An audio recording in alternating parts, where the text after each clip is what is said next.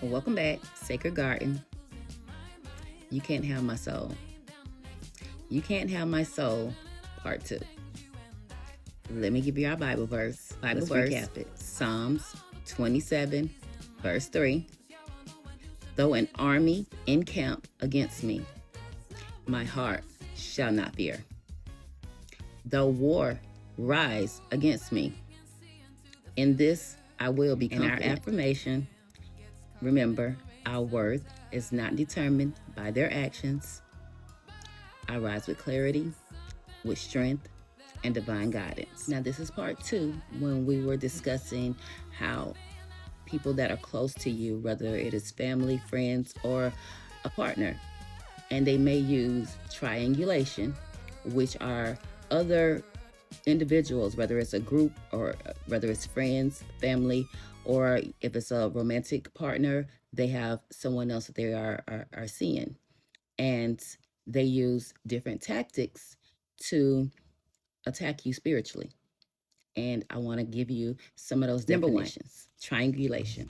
All right. Triangulation is a spirit of confusion. It's designed to destabilize your identity by creating competition, insecurities, and emotional chaos. Number two, manipulation. That's a spirit of control. They twist the truth, they rewrite narratives, and destroy reality to maintain their power. Number three, sabotage. That's the spirit of destruction. That's where financial strains, emotional torment, intentional obstacles that are meant to weaken your foundation. Envy, spirits of jealousy. Other women, they have a superiority complex, and it's rooted in insecurities and comparison, never the truth. Deception. Deception is the spirit of falsehood. They lie, create smear campaigns, false accusations. They are meant to make you feel isolated so that you can elevate them by your response because they already know it's a lie. All right, ego. The ego is the spirit of pride. They feel validated when they make you feel small. They feel validated when they can cause you pain from the seeds or when it feeds into their narratives. They are feeling a sense of importance because they made others believe a lie about you. You have to be intentional with yourself when you are dealing with people that are using these tactics against you. They typically have already been planning and plotting against you before you were even aware. So they are steps ahead of you and they are calculating your response to feed into their narratives. This is intentional, it's spiritual. They don't even want you to know that it's coming. They do it to be underhanded to you. The most powerful response is love, self love. You have to love yourself. This is the part of the journey where you must love yourself fiercely. You must remind yourself that what they say holds no weight, who they are and what they're trying to project is not true. You are not the lie they are building their foundation on. You are not the version they need that they need you to feel powerful. You are God's child. You are chosen. You are protected. And your self-worth is not up for debate.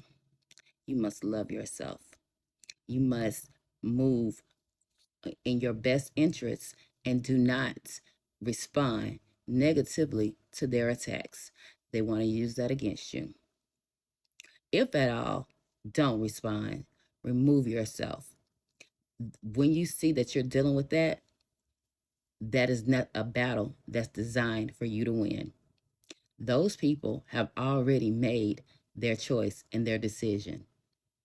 You need to protect yourself and remove yourself, and whatever consequences is on them.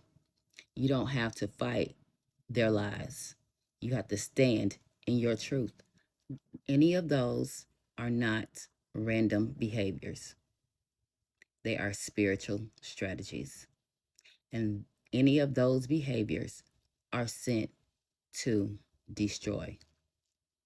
And if anyone has done that to you, they are moving with ill will, negative intentions, and from an unhealthy place.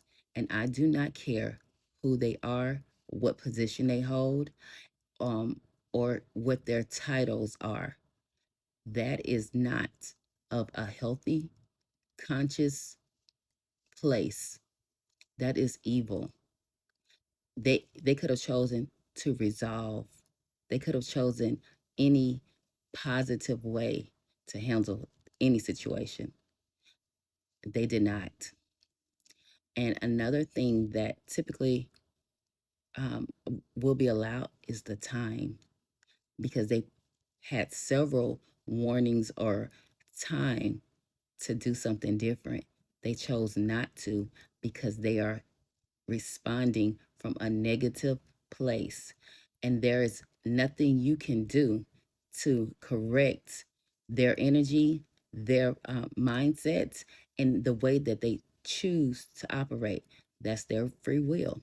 And they have chosen to be negative and evil towards you. And confronting them will, they will only try to manipulate and deceive you. If they truly wanted to respond differently, why didn't they? You have to ask yourself the hard truths, and you have to look at people for their actions and not their image, not their title, and not the way that they manipulate situations. If they wanted to do better, they would have. And since they made those choices and decisions, you have to protect yourself and remove yourself from access, because once someone has committed to doing harm to you, you cannot trust them, and you don't know how far people will go.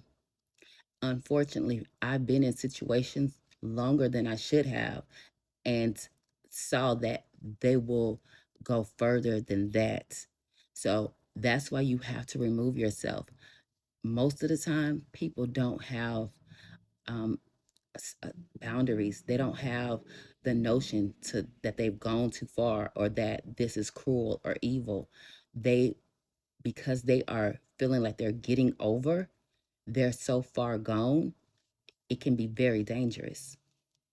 So I pray that you find your strength and that you don't allow their projection to deter your purpose. You can rise. You don't have to respond negatively. You just have to identify it. I leave it in the comments. If you have questions or if you've been through anything like this, share your testimony, stand in your power, and I pray that you continue to grow. Until next time.